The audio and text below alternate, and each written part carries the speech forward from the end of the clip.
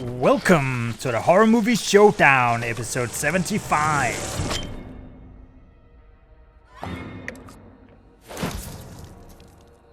In the last episode, we found out that the Shadysiders hung a witch back in 1666, and that ever since, the witch has been possessing teenagers and turning them into killers. And in today's movie, Fear Street Part 2, 1978, we are about to learn more about this shady past.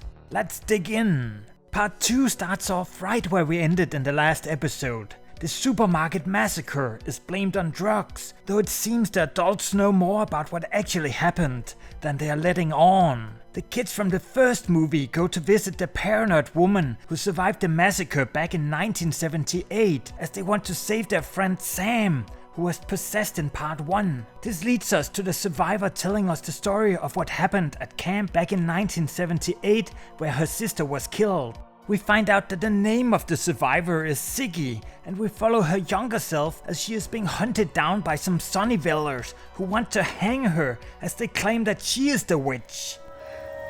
You're gonna hang, witch. The kids in these movies sure are obsessed with death, but Siggy is saved in the last moment by one of the counselors. And additionally, she is about to get kicked out of camp for making trouble, but she gets to stay thanks to the town's upcoming sheriff, Nick Goody, who we know from part 1. Thank you, King of Sunnyvale, future Police Chief Nick Good, for rescuing poor, helpless Shadysider me. Before continuing the plot, we get some cool scenes capturing that camp atmosphere. It turns out that Camp Nightwing is a camp both for Sunnyvallers and Shadysiders, so that's a nice setup for disaster. Next we get introduced to Siggy's sister, Cindy, who is a good girl. While cleaning with her Sunnyvale boyfriend, they find some of that red stuff from the first movie, in which the witch's bones were buried. Spooky! Back to Siggy, who's heading for the nurse's office to get her burn treated. Here she finds out that the nurse has a witch's book, and we are also told that the nurse's daughter killed 7 people some years back. Shortly after, the nurse goes totally bonkers and tries to kill Cindy's boyfriend, but she's taken down and picked up by the police. Despite this insane incident, camp continues like nothing happened. And we proceed with the Camp Color Wars, where Sunnyvalers and Shadysiders fight for glory. And as expected, the Sunnyvalers have won every single previous color war. Let's go out there and do our best. Because even if we lose, we're still winners in our hearts. With an attitude like that, it makes sense that the Shadysiders keep losing. I just thought it was because of the witch. But we don't get to see a lot of these color wars, as the movie is too busy telling us all about the witch and how a pact was made with the devil for eternal life. Siggy believes that the Shadysiders are actually cursed, while her sister doesn't, which leads to them hating each other. Next, Cindy and her druggy ex-friend finds an old map in the nurse's witch's book, and they go to explore. It appears that Shadyside and Sunnyvale used to be a single village, but it was divided after the events of 1666.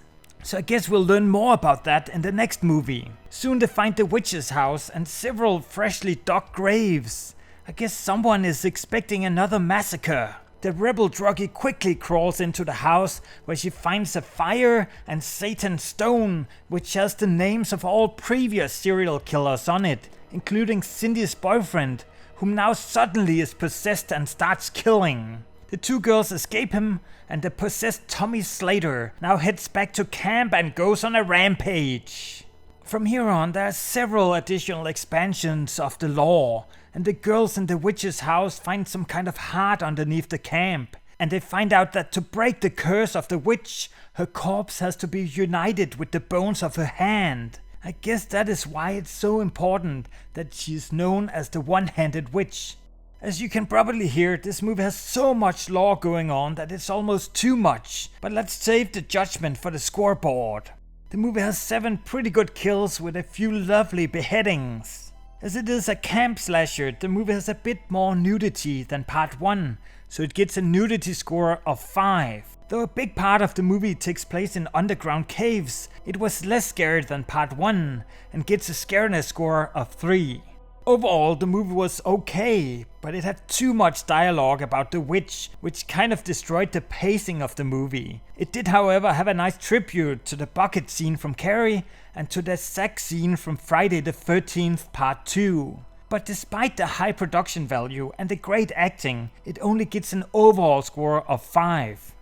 I really hope the final movie in the trilogy will be less stuffed with convoluted dialogue and more filled with fun. If you want to watch a great camp slasher, then you should watch The Burning, or Friday the 13th, or even Sleepaway Camp. They are all much more entertaining than this movie. But that's all for this episode, so thank you for watching, and I will catch you later.